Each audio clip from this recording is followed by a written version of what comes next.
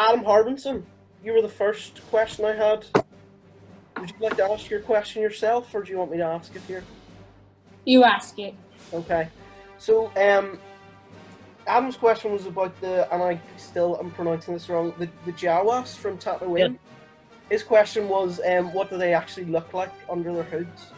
You know, what is so funny about that is that is something that I wondered about at age 3, as I would play with my action figures of them, because you could pull off the cloth robe, but then they still had like a plastic molded robe underneath that you couldn't remove. And I know people have created concept art over the years that you could probably find online that they try to imagine what they look like, but there has so far not been any sort of canonical or official representation of what they look like. And that's the wonderfully exciting thing about series like The Mandalorian, because we will probably see that at some point, what they really look like under their hoods, but it's just a matter of time. But so far, nothing official has been generated. Maybe was it the same question or second part of that question? I have another question, yes. So apparently Rey just got her powers from the Force, yet before she didn't know how to use a lightsaber, and Kylo Ren could have just amputated her arm, and then there we go, that's the movie stopped after Force Awakening. But Sure. After Force Awakening, how come she managed to gain the Force and become a Jedi, even though even though Luke had to train, Anakin had to train, and others had to train?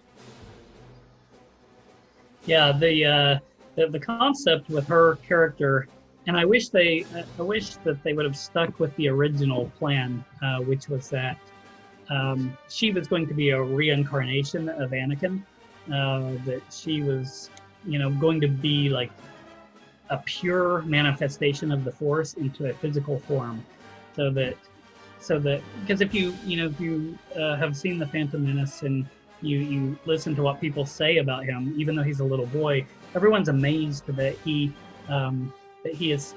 this amazing pilot even at the age of 8, and his mother says he can see things before they happen. And she talks about how curious he is, that he just instinctivly knows things well enough that he can race these crazy vehicles against the best the other contestants from across the galaxy. Humans are not supposed to be able to compete with those pods in the pod races because it's supposed to be so difficult. It's something left up to some of the more alien races. But the fact that he can see things before they happen helps his piloting ability so much. So that's kind of an example of how he was born of the Force, because of Palpatine's interference.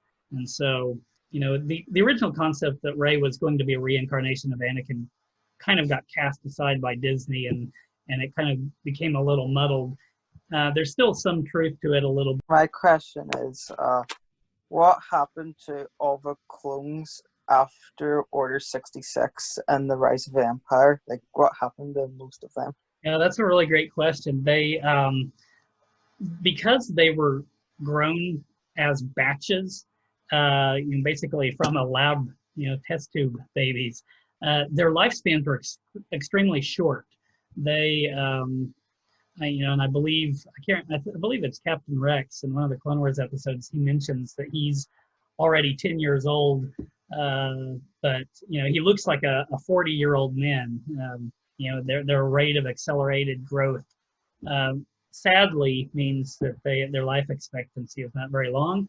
So all the clones that still were around after the Clone Wars, they died off pretty quickly.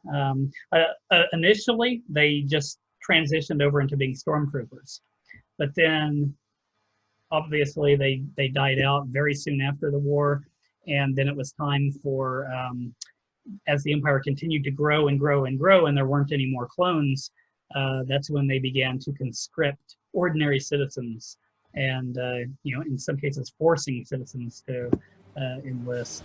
They would enslave them and pull them in as stormtroopers. People like Dave Filoni, who is in charge of the Clone Wars, and he did the series Rebels, and he's also doing the Mandalorian series now. He is George Lucas's right-hand man.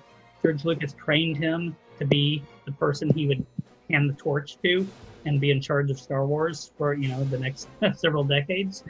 And Dave Filoni is very good as a choice because he was a super fan before he became so important in production. So what he does, with him having played all those games, read all those novels, he's able to pull some of that stuff back into canon as time goes on and make it fit and make it official. So hopefully that will happen with some of those things from Battlefront 2. Mm-hmm. I think, unless there's any more questions, Jim, is there? Well, I think we'll have to leave it though. We're kind of on time, and I know some people are going on to other kind of. I was just going to say then that was a very positive way to leave it, you know, because at the end of the day, George Lucas had to hand the baton over to someone, and he made sure that it was someone who had so much knowledge and information and someone he trusted. So it's great to hear that it's in good hands. I enjoyed the film today. If no one's seen it yet and you're going to watch it, I hope you get a lot of pleasure out of it. Damon, I would just like to say thank you so much. I know it's very early in the morning in Oklahoma at the minute, and we appreciate you taking time to speak to us all today and give us insight to your unlimited knowledge on the subject of Star Wars on International Star Wars Day. May the fourth be with you. Oh no. May the fourth be with everybody.